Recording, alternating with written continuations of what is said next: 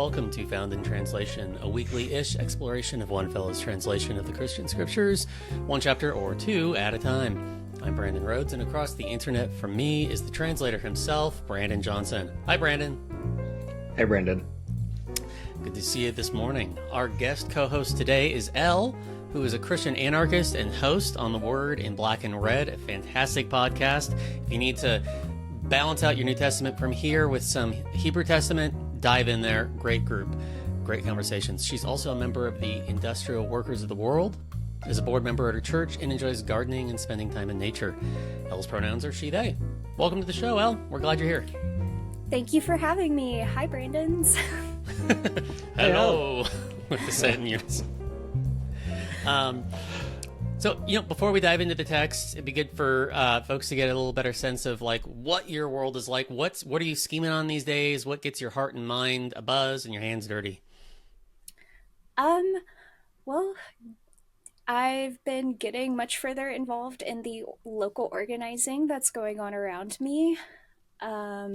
It's also summertime, so my garden is popping off. I've got so many tomatoes there that are going to come in, and the amount of peppers that I'm growing should last me and most of the people I know for the rest of the year.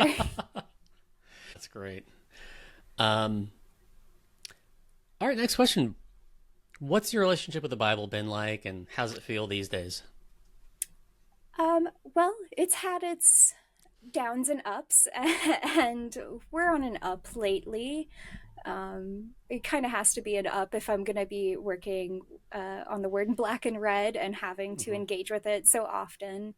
But I had a pretty negative relationship with the Bible growing up, finding it difficult to read, or reading things and then seeing my interpretation of what it said conflicting with like how everyone is acting like it said. And I was forced to read the whole Bible going to Catholic high school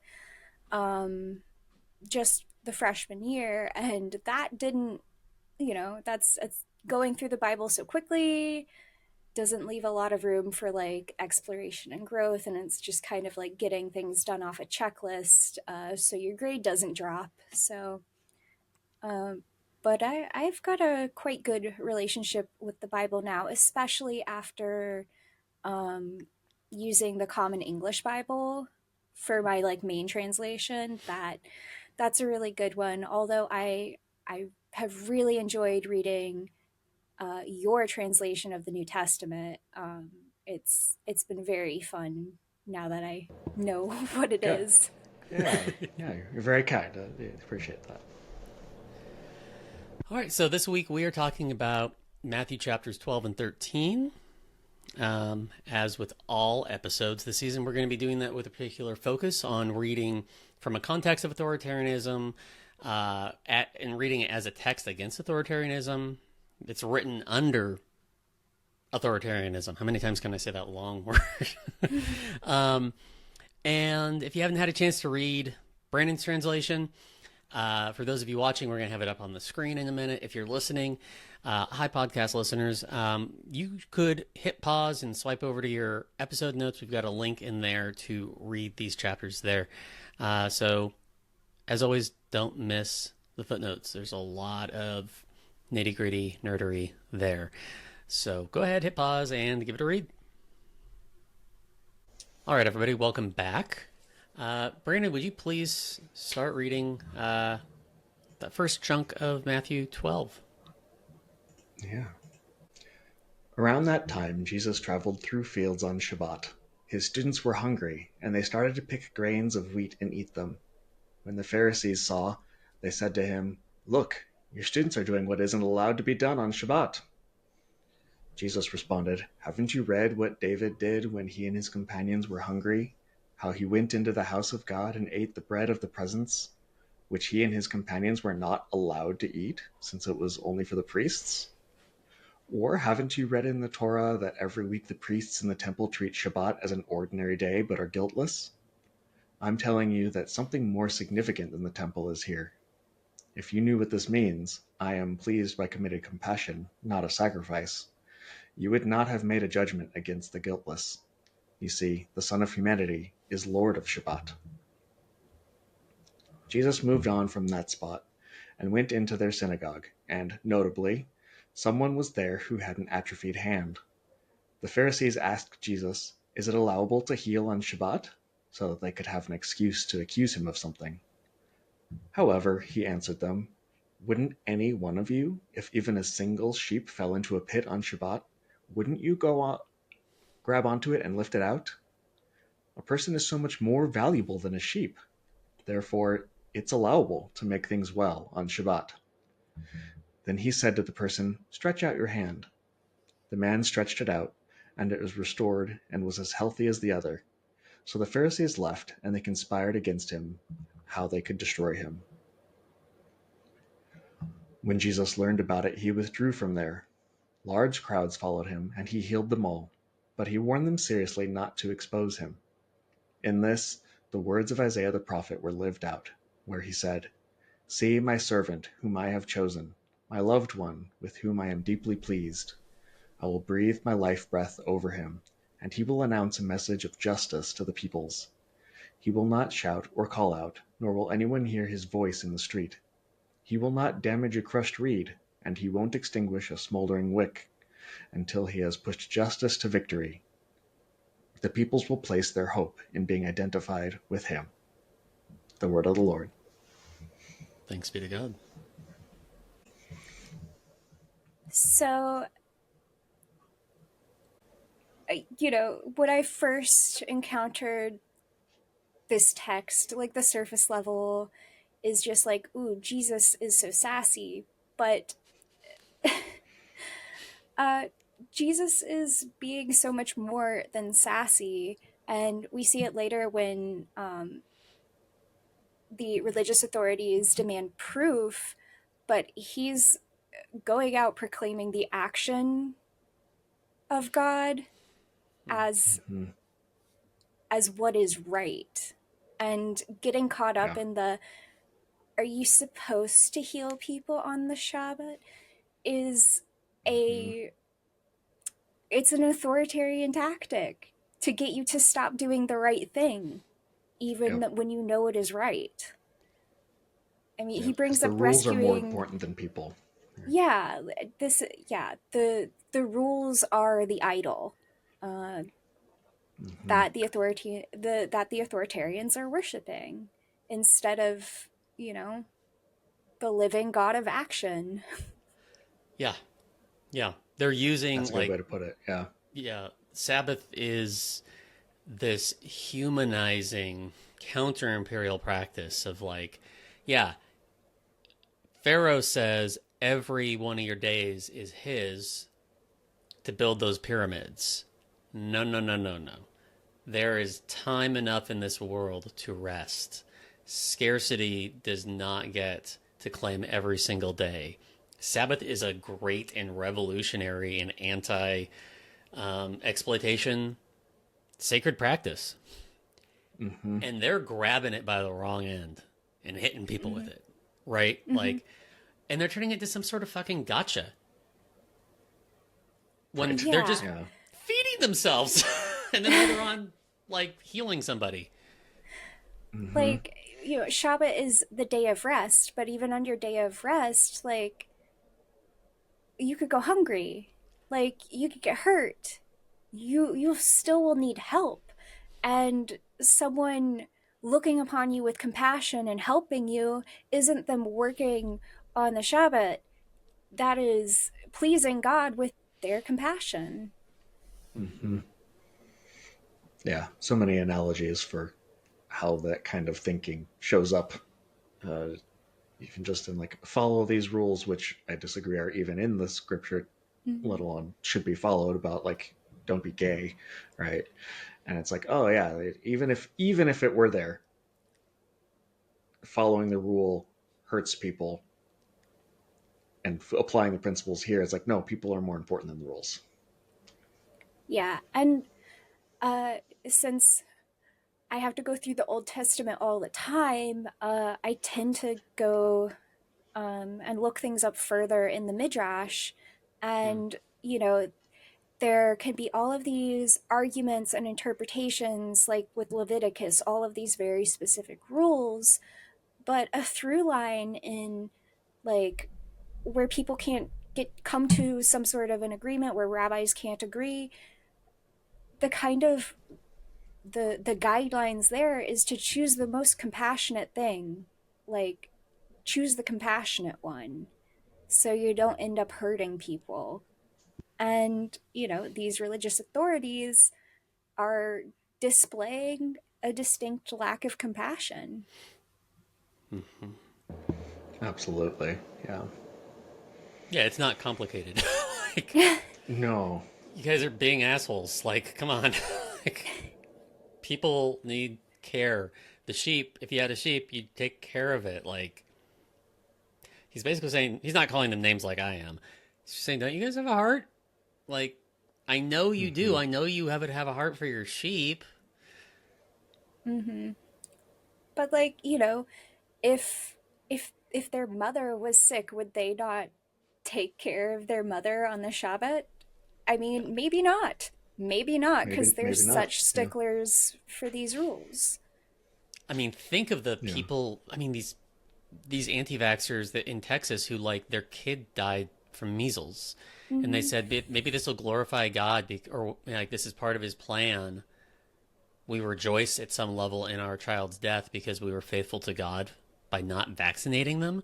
Like, it is possible to so twist what you think faithfulness means and what it costs, and especially when it costs somebody else something, that you can delude yourself and traumatize your soul. And thinking you jump through the right stupid hoop. Yeah, Jesus says right here, I am pleased by committed compassion, not a sacrifice. Like, sacrificing your child to the measles is not the will of God. No. Sorry. Yeah. Yeah. Well, we're in an age where the most common cause of death throughout human history has been communicable diseases like measles or like dysentery and like bacterial stuff. And we've come so far that we've eradicated that as the number one cause of death for humans. So now, things that are not communicable, like cancer, heart disease, things that kind of just happen from other factors or old age, like they're the leading causes of death now, which is a good thing. And right, it's not because they nobody increased, can remember. Yeah, people are living long enough to get them. People aren't remembering the times when polio was crippling and killing kids. People don't remember the times where like a measles outbreak took out part of a town. Yeah, we have such short memories. Brandon, you used the example earlier of the clobber passages that are used against queer folk, which, I think we all agree are not actually what those passages are saying. But so the last episode that we published was our Bible tiers list, ranking our favorite Bible translations, and I put it in the subtitle, like LGBT. One of the categories or like filters for us is humanizing of LGBTQ folks. And the amount of time we have spent trolling or being trolled and having to not counter troll, but at least resist this fixation, like any other thing that we said in that podcast, they have their filter of thinking we're coloring outside the line on something that should be marginal to them, even if it were there. And the inability to understand, look, this is fundamentally causing harm. Like, at one level, I would love to persuade them on what Romans 1 and 1 Corinthians, 6 actually says. At another level, it's like, your interpretation has a body count. stop it. Whatever it's saying, it must not lead to a body count. Can we agree on that? And I see that same energy here where it's like there's a pre-committed conviction to shut someone like a threat up. And they're just going to use the religious tradition to hit people, to silence opponents. Yeah. Yeah. It's such a fear response, and it sucks. Yeah, and I don't know that they care as much about Shabbat as it's making it seem like here. I think they're just trying to find anything, any gotcha moment of like, oh, you're on the other side of where we want you to be, so we're monitoring constantly. Like, oh, here's something we can get you for. Here's something we can get you for, right? Like, Yeah. Well, and we're getting to it, but like because they can't catch him in a gotcha moment, they're like, well, he must be demonic. That is the, yep. It must be Beelzebub. Yeah, I mean we've gotten some responses like that on that video that like somebody repudiated you, Brandon. Like yeah, called me to repent and said I'm an agent of Satan. You. Yeah, it was the language being used was weird. It was starting to look like a Handmaid's Tale to me. It is telling. I see you've got it in the footnotes here, Brandon. I'm just going to jump on it. Yeah. Go for it. That the not the footnotes, but our show notes. The Isaiah quote is like it's all about justice. Like this isn't legalism versus grace. It's like don't jam, early Protestants kink into how they read this. It's like this is about Jesus is saying this is about justice. Yeah, and restorative justice, not punitive justice. Right? That's right. Yeah. That's right. Yeah, shalom making. Right. Yeah. Making things well and good for everybody. Yeah. So I really like what Jesus says when you get called demonic because you're doing the right thing. And I think this translation is really good to illuminate like the real meaning because like all of the translations have their strengths and flaws except for the King James version where it's all flaws except for the unicorn they threw in there. Yeah, right. Which is pretty cool. It's pre-1946, so it doesn't have the word homosexuality. That's a bonus. Yeah. But if Jesus gets called using the power of Beelzebub because he cast out demons from somebody, and Jesus is just like, every regime divided against itself is wiped out, and no community or household divided against itself will endure. So what sense does it make for a demon to cast out other demons? Yeah. And like if I'm using demons to cast out demons, then what are you using to cast out demons, Like you guys haven't even thought this through. Right. Yeah, let's read that exchange. Yeah. So when the Pharisees heard about it, they said he couldn't banish demons except by the power of Beelzebul, leader of demons. When Jesus understood what they were thinking, he challenged them. Every regime divided against itself is wiped out, and no community or household divided against itself will endure. And if the adversary banishes the adversary, it was divided against itself. Then how will its regime endure? And if I banish demons by the power of Beelzebul, by whose power do your followers banish them?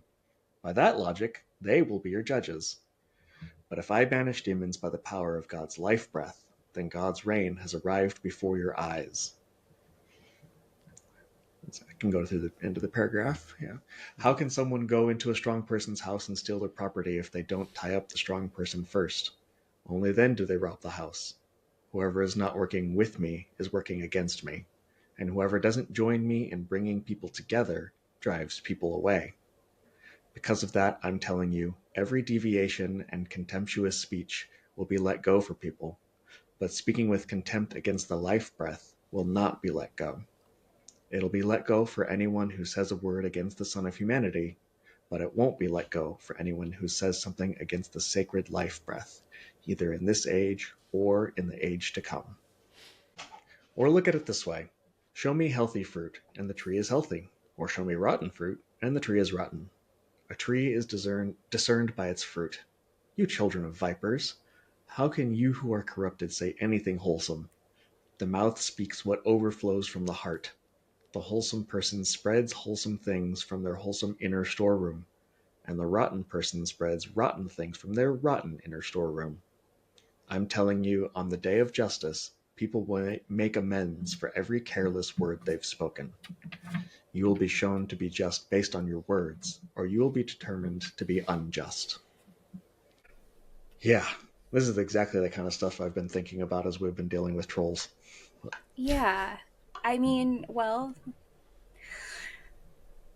if the, like, what your actions are doing is what is speaking for you, and it has the spirit of the sacred life breath in your actions. You are aiming towards that goal. You're trying to produce from your wholesome storeroom. Mm-hmm. And, they can say whatever they want about Jesus, but to deny the evidence of the good that your actions are bringing is blaspheming against God. Like, if, like, you can see something is tangibly good for somebody and saying, no, it's not, that Mm-hmm. is blaspheming. Right. Just because you believe it's not good, because you deny your own eyes, Mm-hmm. because you want to follow this rule that you somehow have in your head. Yeah. Yeah. Going to Pride and seeing the joy, just knowing queer folks in relationship with each other that brings them joy, makes their life better, versus having to squash part of themselves or lie about who they are to fit in with expectations that kills people, whether through suicide or violent assault from others. Mm-hmm. Like, that is fruit. It is rotten fruit. Yeah, you can They you could that is the evidence. That is the proof. It's all right there, and then you know these type of people demand you to tell them why this is a good thing because they can't see with their own eyes. Mm-hmm. Yep. And there's nothing you can actually say, no proof that would actually convince them, Mm-hmm. which is why he refuses to play their game and try to give them proof. He's like, I already have. I've already been life giving for people, and that's not what you care about. So nothing I do is actually going to convince you. Yeah. Yep. Yeah, you just have to tell people, hey, don't tell anybody that I helped you.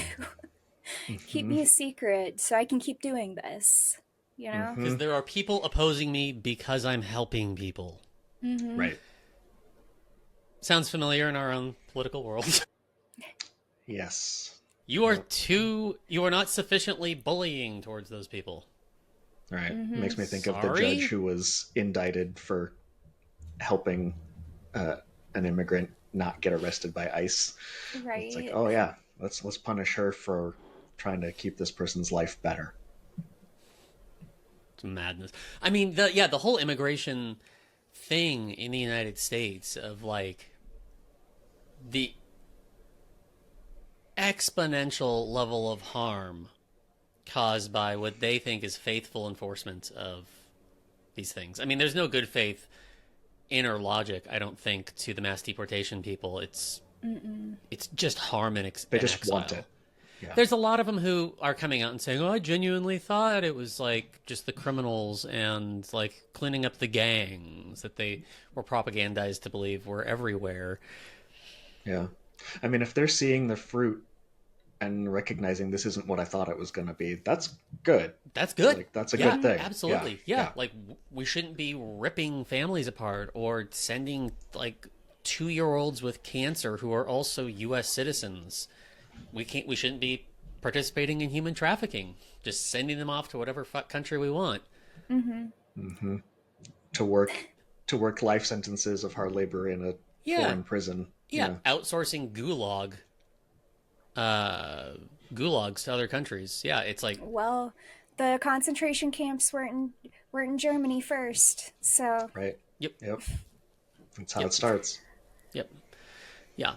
Um, It is good that they're recognizing this is bad fruit. It's just, are you learning this lesson? Are you going to be able to continue to Yeah. recognize the bad fruit so you're not naively doing something that continues harm again? Yeah. God, hear our prayers. Yeah. yeah. And learning how to be not swindled by that sort of frothing people up into a scapegoating frenzy. Like, what does it take to teach our hearts to not be moved by the scapegoating instinct? Because it's a powerful, almost magical force for humans. It it seems mystical in its power to unify and provide some illusion of catharsis. And being formed by the gospel to see that it's bullshit and that it's demonic. Man, like I crave a formation in Christ, in church, that is helping one another, not just fist bump about how stupid Marco Rubio is being or how demonic Christy Noam is behaving, but to say But like, yeah, to deliver on mutual aid and like yeah, doing actual rightness by one another. yeah, Mm-hmm. And it's, you know, I there's a reason Jonah is brought up in this text, and like I hadn't engaged in with Jonah for a bajillion years. The last time it was high school. We haven't gotten there in TWIBAR. So you know, when I was reading this, it stood out to me that like I really need to go and read Jonah. It's not that long, and see something what is more significant than Jonah there. hmm, And you know, sure, Jonah hears the call, hears God's command, is like, nope, not doing that. Runs away, gets on a boat, storms. The people on the boat are like, well, let it. Yeah, he said it was okay to chuck him in the sea. We'll chuck him in the sea, and everything was fine for the boat people. Jonah gets swallowed by the fish. He has 3 days inside the fish to think on, okay, I guess it was wrong to not warn the people and to not follow the command to warn people because destruction will happen. Jonah gets to Nevaeh, is like, you guys, you guys are on borrowed time. If you don't change your ways, you will be destroyed. And they do change their ways. God spares them. And Jonah has a little hissy fit and is like, I wanted them to be destroyed. And God's like, is your anger Yeah. justified? Is your anger Yeah. justified at that? Right. And the religious authorities should know that that is the moral of the story, that like it's not good to still want people to suffer. Like, it's not good to want yes, people to Right. suffer, period. And the fact that you don't get your suffering to witness is weird and unjustified and Mm-hmm. not what God wants at all. yeah, Yeah. Yeah. No, Jonah's task was to get the Ninevites, the capital of Assyria, so they were pretty brutal. They invented crucifixion at an earlier version of it. Um, they he wanted them. Jonah's task was to get them to stop it, to stop doing that.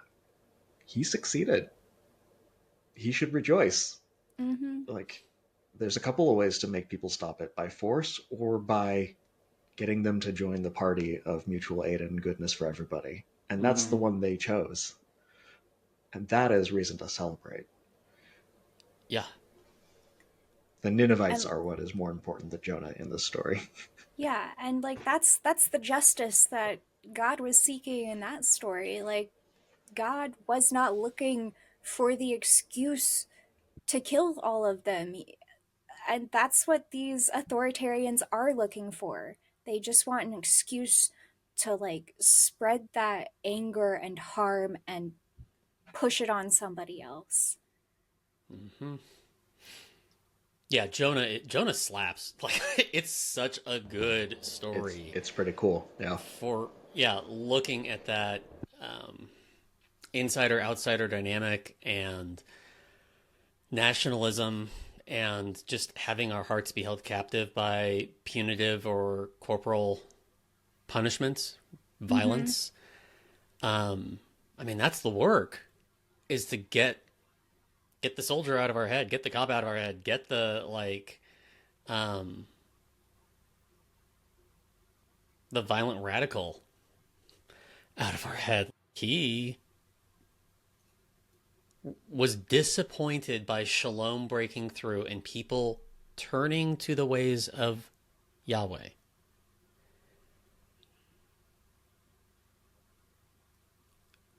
Would that we had even a smidge of that, it feels like, in parts of America these days. And yet I can feel those little bits in me that are like, that want some sort of consequences to the authoritarian, like to the hardship that black folk and indigenous folk and queer folk and women and like on and down the list. Like I want consequences, but I should be mostly wanting them to turn to the ways of Jesus. Yeah, I feel that. Like there's definitely a part of me that would be satisfied to see the people who have been causing suffering to experience some suffering of their own. And it's not okay. Like I have to remind myself, nope, that is not the goal. It's goodness for everybody, including them. Everybody. Yeah. Well, I think the greatest form of suffering that a billionaire could experience is having to live just like a middle of the road life in a suburb, in a normal house, no fancy car, working a normal job, and like that's what they get. And like they would find it the most profound suffering in the world, which would satisfy me. Yeah. Purgative justice for a billionaire is making 60 grand and having a mortgage. Middle class, yeah. Like they're not allowed to be in charge of anything anymore. Yeah. They can do what somebody just tells have them to do. be. They just have to like learn to get along. Just have to be like a regular person. Yep. But Lord, hear our prayers. like, I also think I also had to go back and look at the Queen of the South and the Queen of Sheba going up to King Solomon, and like Jesus is contrasting these on purpose, obviously, because they're here together in the text together. But you know, after reading Jonah, I was like, well, I have to, I must see where this contrast is. And the Queen of Sheba, she hears about Solomon's wisdom, and she's like, I gotta see what this is about. I gotta check this out. It's not to test, although she does come with some riddles, but they're not like, I'm gonna trip you up.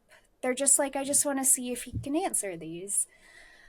And once she gets to King Solomon, she's thoroughly impressed by all the things that she also did not hear about.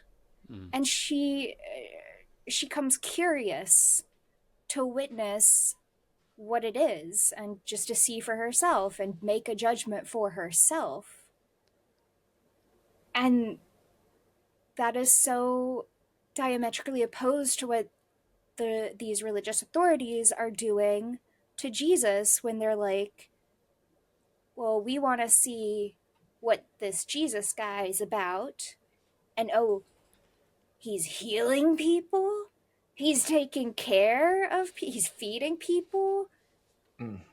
Well, that's not supposed to be right. Instead of being like, oh, it's what a wonderful person to come take care of these poor people who have it rough.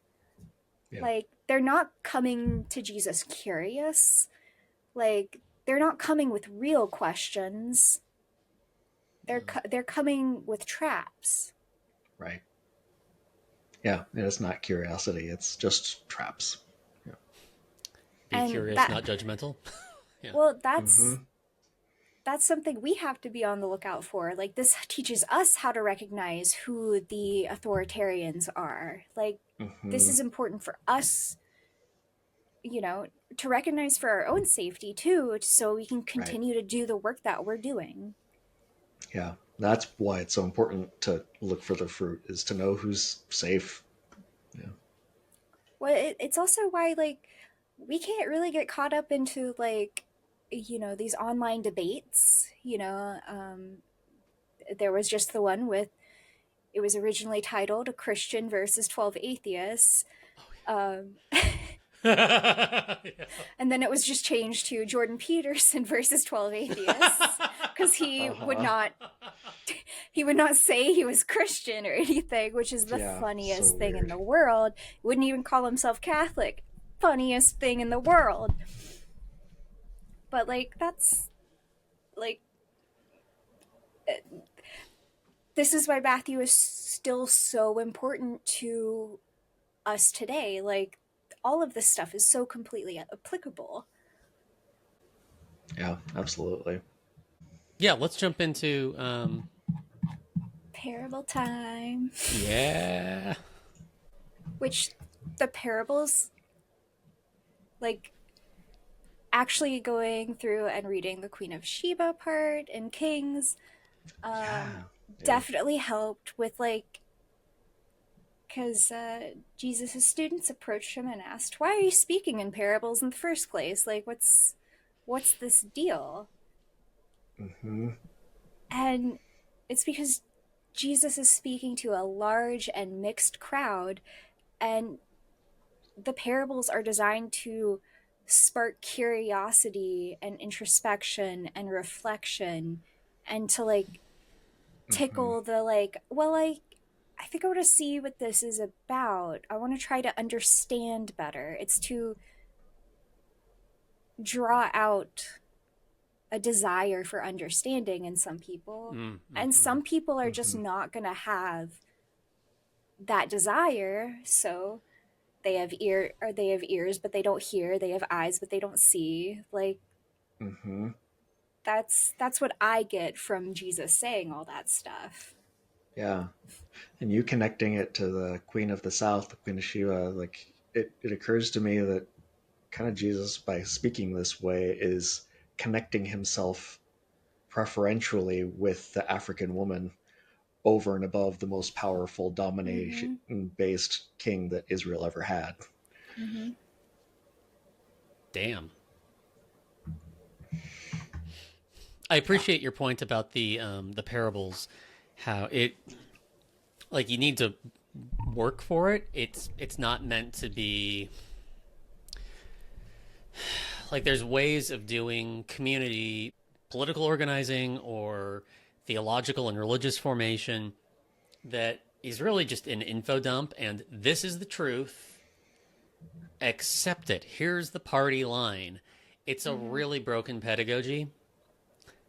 There's also ways of teaching and learning and discovering together that actually works how learning and knowledge works, which is puzzling over things and then integrating them into what you know. And so, like, Mm-hmm. having to kind of like detangle the knot of these stories, it is very good and tactical to be able to dodge accusations. There's Mm-hmm. that kind of Mm-hmm. piece too, but it's also a Yep. way of, like, you actually get more out of it when you've had to puzzle at it a bit instead of just reading it as a fact sheet. Mm-hmm. Right. Well, it's the difference between, like, having answers and having understanding. Oh yeah, Because, yeah. like, you can have all the answers and zero understanding. Mm-hmm. But if you're seeking towards understanding, like, you might arrive at some answers, but even those answers aren't the end all, like, to it all. Like, you don't drop everything else just for the Mm. one answer. Mm-hmm. Yeah. Yeah, it teaches you to be to use the phrase, like a lifelong learner. Like it teaches you how to think, how to learn, how to engage with understanding. That doesn't stop just because you find a conclusion. Like if that's actually your posture when you receive yet more understanding and information, you adapt, you adjust, you change your conclusions. Mm-hmm. Yeah, that's kind of a yes and. I want to make two nerdy shout outs. One is to the old epistemologist Michael Polanyi, who talked about this. His expensive phrase for it is subsidiary focal integration. We're constantly focusing on something and then like integrating it into what is tacit, what we already have kind of come to know, but that Mm-hmm. changes the whole just by folding in. And knowing ventures are always little micro expressions of that subsidiary focal integration that like opens like there's a confession of not knowing and curiosity that is just perpetually part of healthy sacred knowing. Mm-hmm. I could go on about this. Everybody should read Loving to Know, Covenant Epistemology by Esther Lightcap Meek. It is one of the probably three most formative books for me. It is it was a revelation for me in understanding how to understand. And that curiosity is a virtue. Mm-hmm. Mm-hmm. Curiosity is one of the most important. Like curiosity will like curiosity has saved lives. Like Yes. you know, ancient humans.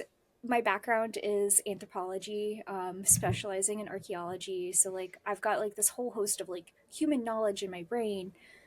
But like one of the most amazing things about our early human ancestors is like like a one of their members broke their leg and they're like, I wonder how we can fix this. Mm. I'm Mm-hmm. curious as to how we can avoid this in the future. Like the curiosity has led to the most important problem solving on our planet. Like scientists are curious about the way things work and they've been able to solve major problems like the communicable Right. diseases being the most like the number one cause of death in humans for most of time Yeah. to call that back. Yes. No, that's a great example, and it all makes me think of how important it is and how grateful I am for the education that I did receive, even though it was from institutions with wildly different conclusions than I now have. Um, but I remember distinctly in one of my first Bible classes in my undergraduate program, one of my fellow students being really frustrated because the professor was much more invested in teaching us how to reason, how to think, than giving us a list of answers. Mm. And then so this my classmate was just like, "Can you just tell us what the right answer is? What we're supposed to believe?" And the professor's like, "No, I'm not doing that. You have to reason it for yourself." Mm-hmm. Well, let's puzzle over something together. Can we read Yeah. 10 through 17? Yeah. So this is after he gave his teaching of the four soils, and then we'll read through like get to eventually where he gives his explanation of it here. His students approached him and asked, "Why are you speaking to them with parables?" He answered, "Because you've been given understanding of the mysteries of the heavenly reign, but it hasn't been given to them. You see, whoever has some understanding, more will be given, and it will be filled to overflowing. But whoever doesn't have any understanding will have even what they do have taken from them. Here's why I speak to them with parables. They see, but don't see. They hear, but don't hear or put things together. And what Isaiah the prophet said is truly being brought about, where he said, 'With hearing you will hear, but you will not put things together, and with seeing you will see, but you will not recognize. Because the heart of this people has grown numb, and they have shut their eyes. Otherwise, they would recognize with their eyes, and listen with their ears, and put things together with their hearts, and they would turn back, and I would restore them. But your eyes have reason for gratitude, because they see, and your ears because they hear. I'm telling you honestly, many prophets and teachers longed to see what you see, but didn't recognize it, and to hear what you hear, but didn't listen. The word of the Lord. Yeah, it's reminds me exactly with what you were saying, Elle, of like having the information but not understanding. Yeah, I don't speak Greek, and this is not like a criticism of your translation or anything, but It can be. That's okay. well, Yeah. so I like to sometimes I like to write what I want to hear instead, I guess. Mm-hmm. But I because you've been given understanding, I don't think is entirely accurate because Mm-hmm. I I think it would be more correct for Jesus to have said like because you've worked for understanding, Mm-hmm. um because you know we they then and we now like to just be given the answers, so it would be great to just be like given understanding and handed out Yeah. onto a platter, but that's not how understanding is gotten. Like Right. it takes work to move through that into understanding. Mm-hmm. So yeah, not like a criticism, but like I think that would Yeah. like Yeah, I think you're right. That's more true to what the experience actually is. Yeah. mm-hmm.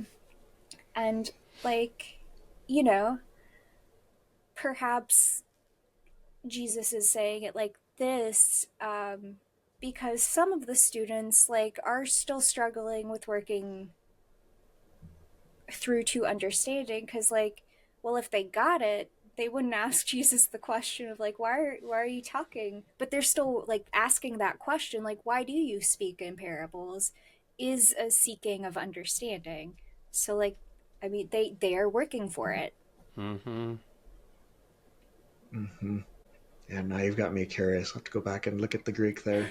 Wonder if something like attained or obtained might fit. Yeah. Yeah. Well, should we get into an actual parable? Okay. So here's the explanation of the first parable.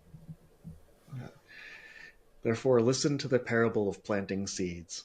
This is the seed planted along the path. Every time someone hears the message of the rain and doesn't put things together, hardship comes and snatches away what had been planted in their heart. The seeds planted on the rock with shallow soil, this is those who hear the message and immediately receive it with joy, but since it hasn't taken root within them, it's only momentary. When oppression or persecution happen because of the message, they falter immediately. Now, the seeds in the thorn bushes. This is whoever hears the message, but the concerns of this age and love for wealth choke out the message, and it doesn't produce any crop.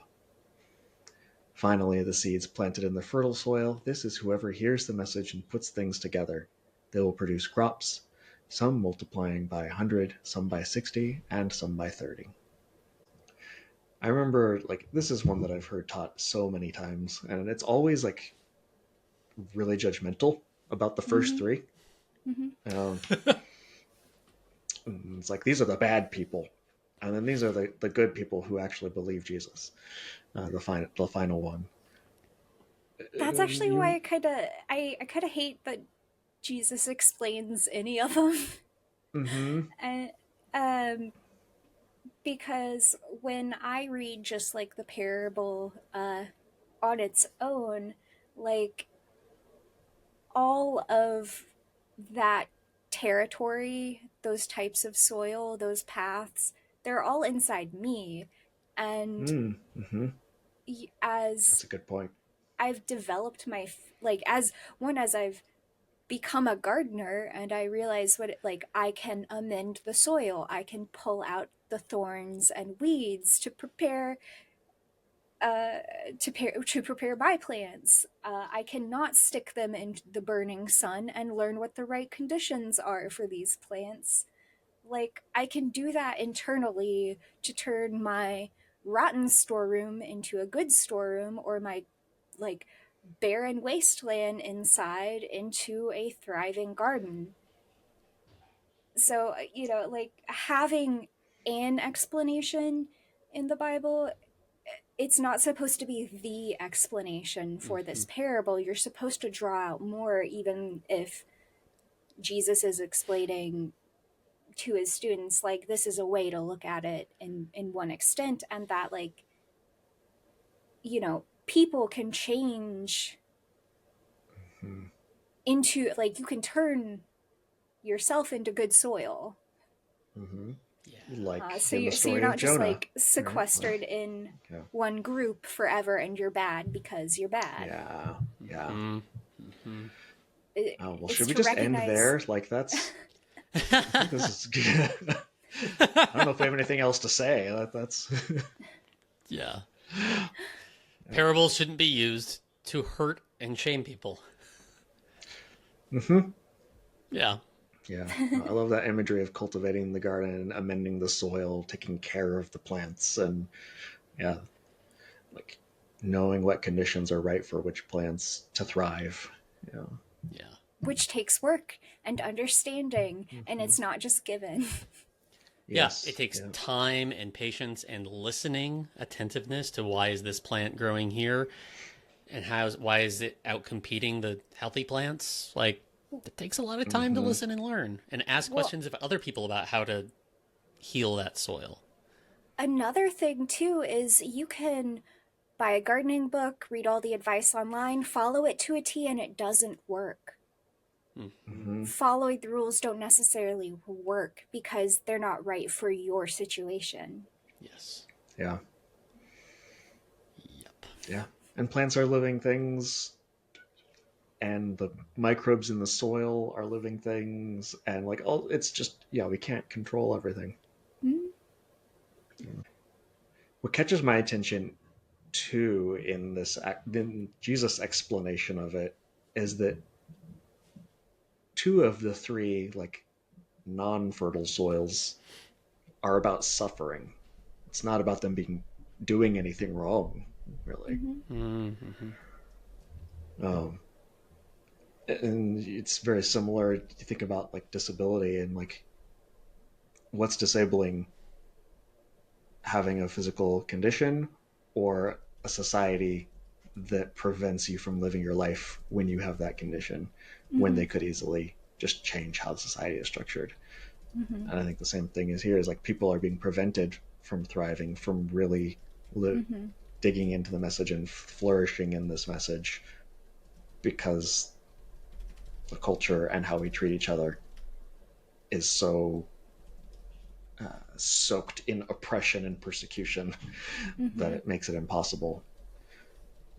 And even the third one, where it's like the concerns of this age and the love for wealth, like those are about preventing myself from being oppressed by becoming the oppressor, right? It's terrible strategy, but it makes sense why you might want to choose that path. Yeah, the parables just produced some more understanding there, like Yeah. they work. Yep. Yeah. Well played, Jesus. Let's take another one. He presented another parable to them. The heavenly rain is like a person who planted the proper seeds in their field, but while everyone was asleep, a malicious person came and planted darnel among the wheat and went away. When the plants sprouted and produced grain, the darnel also appeared. Then the enslaved laborers came to the landowners and said, "Sir, didn't you plant the proper seed in your field? So where did the darnel come from?" "A malicious person has done this," he declared. Then the enslaved laborers asked him, "So do you want us to go pull it out?" But he told them, "No, pulling out the darnel might also uproot the wheat with it. Let both grow together until the harvest, and at harvest time tell the harvesters, first pull out the darnel and tie it in bundles to be burned, and then gather the wheat in my barn." The word of the Lord. Thanks be to God. Darnel being like a wild grain that's toxic and looks a lot like wheat until it's fully grown. Well, I mean, just the way wheat grows, like it's not something you can weed. Like like the landowner says, like it'll destroy the wheat if we weed out these folks or this darnell. Yeah. So the solution to like getting rid of your oppression is to not create more oppression, because Yes. you'll destroy yourself in the process. Mm-hmm. Like you are just simply becoming the oppressor, and what's that's not the goal. That's not what Yeah. anybody wants, really. No. Yeah. It's Like, almost like Jesus' work of being life-giving and inclusive and healing for everybody really means everybody. And trying to figure out who you're supposed to exclude along the way is like mm-hmm. not a good idea. Scalpel precision to figure out who can be hurt is not the goal. Mm-hmm. As much as parts of me want it to be. Yeah. Yeah. And Al, what you're saying about like it hurts yourself, it makes me think where Paul talks about you're parts of each other, right? Like hurting someone else is hurting you. Mm-hmm. Why are you punching yourself?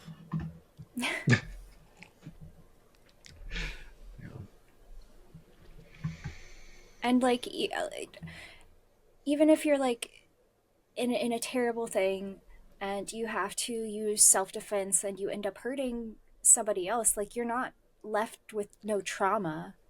It's not like a part of yourself isn't violated and maybe missing now that needs healing. Mm-hmm. Like even in that, like your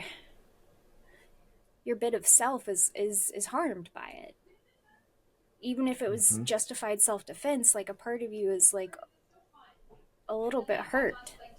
Yeah. Maybe a lot of Violence it is hurt. harmful to everybody involved.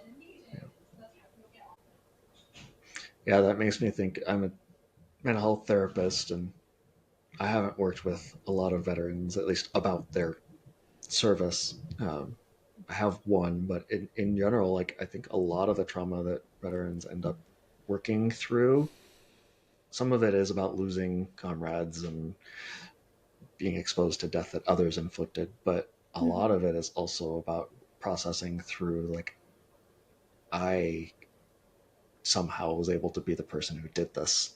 I don't know myself. I don't know how I can live with myself. And it's real. It's a real trauma. Yeah.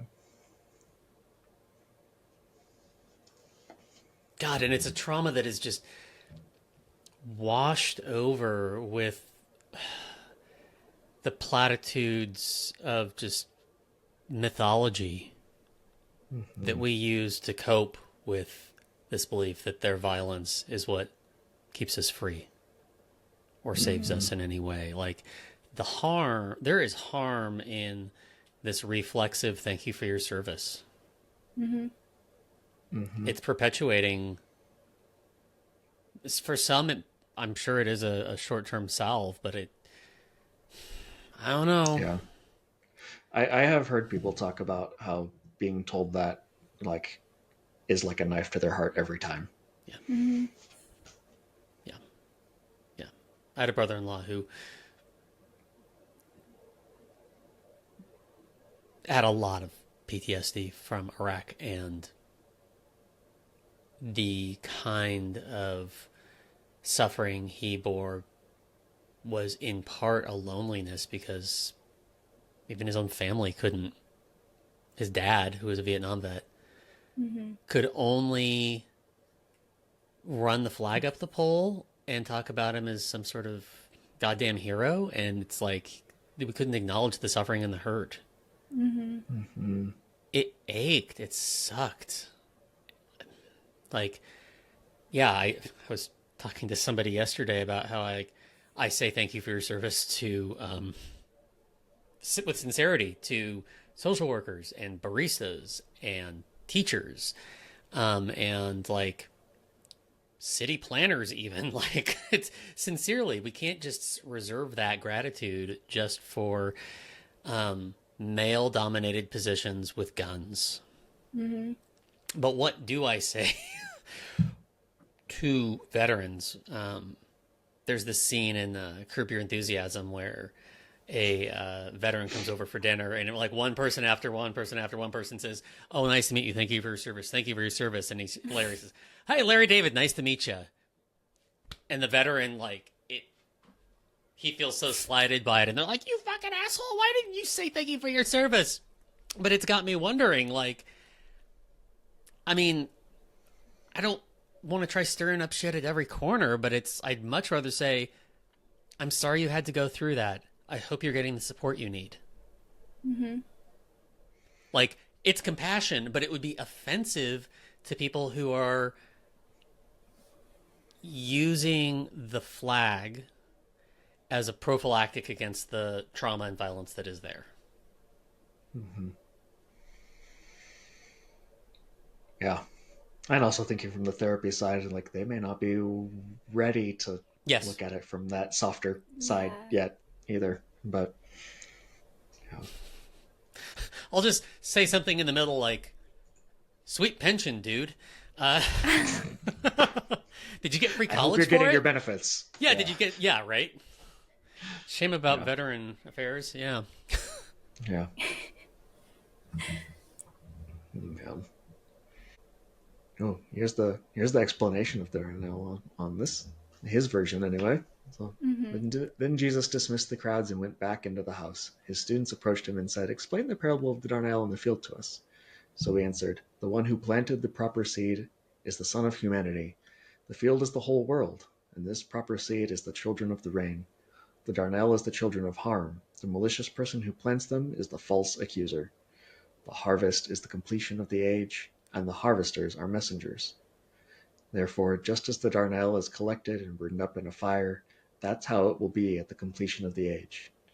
The Son of Humanity will commission his messengers, and they will collect out from his reign everything that trips people up, and those who do what is against the Torah. They will throw them into the fiery furnace.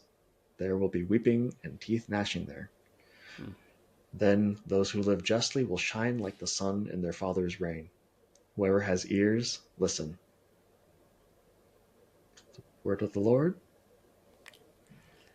Yay. Yeah. Yeah. Yay.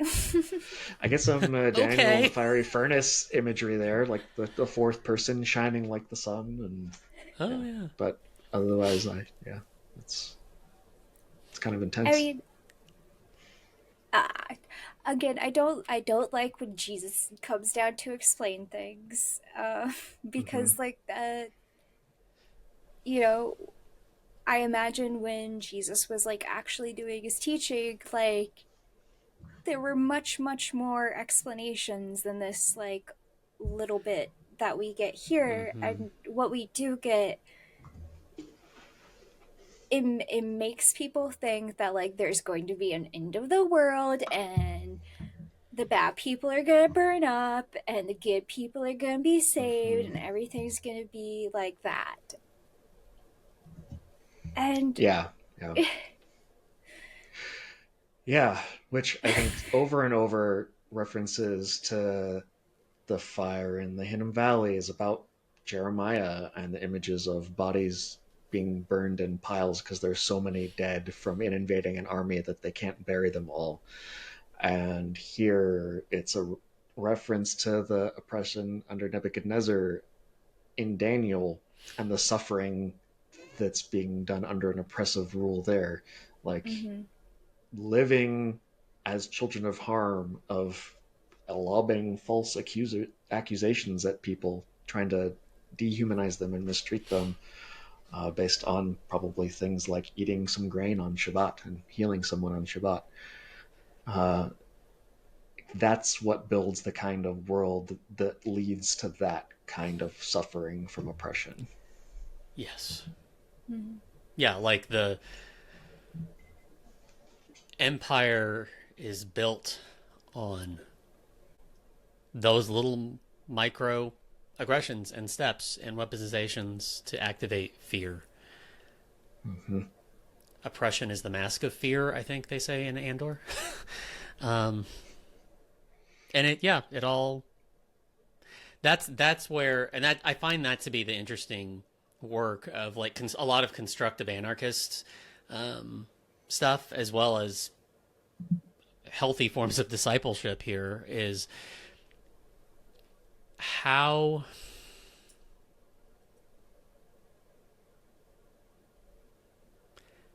can like personal piety actually be in service to not rule following,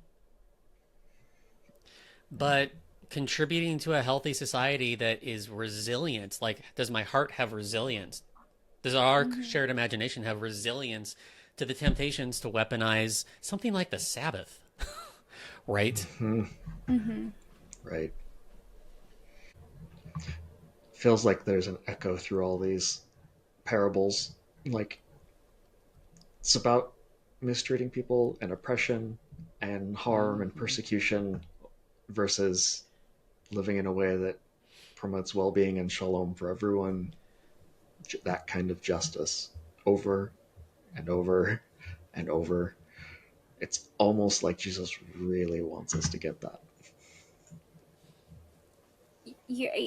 Jesus is so trying to like point you in the right direction.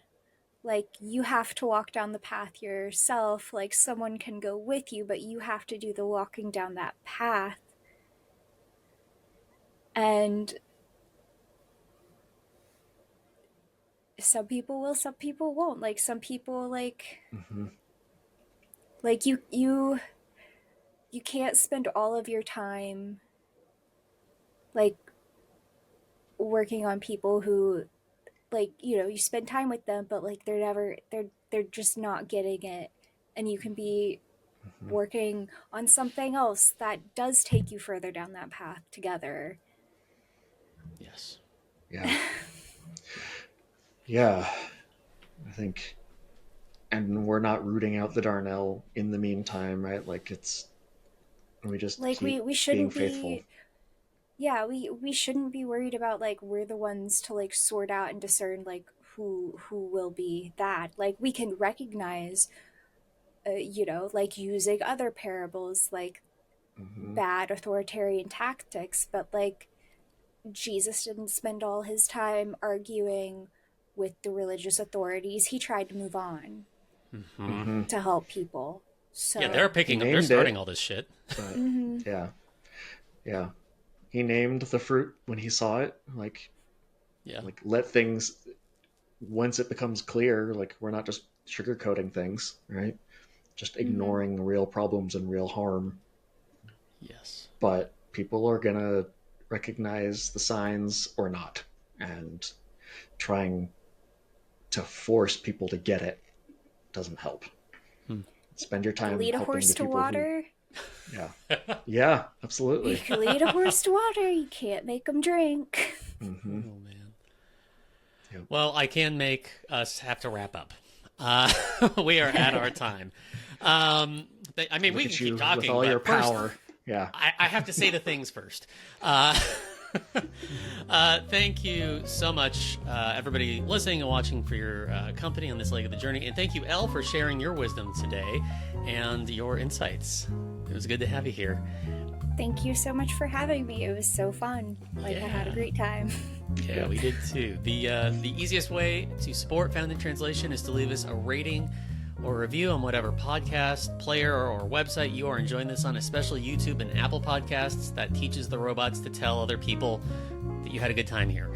So you can find us on Facebook as Found in Translation. You can read the Liberation and Inclusion translation of the New Testament at www.litbible.net and follow its developments on Threads as @lit.bible. You can follow Brandon Johnson on Blue Sky as @litbible.net. Follow me on Threads or Blue Sky as @BD Rhodes. Elle, what's the best way for people to listen in on what you're up to? Is it TWIBAR? Yeah, the TWIBAR Discord, because a good healthy limit of me and the internet is good. Awesome. Yeah, awesome. I firm boundaries with the internet and me, so. I like it. It's good. I like it. Yeah. The music you're listening to is by Kevin MacLeod at Incompetech.com. Found in Translation was produced on unceded Chinook and Kalapuya land. Goodbye, Brandon. Bye, Brandon. Bye, Elle. Bye, everybody. Bye.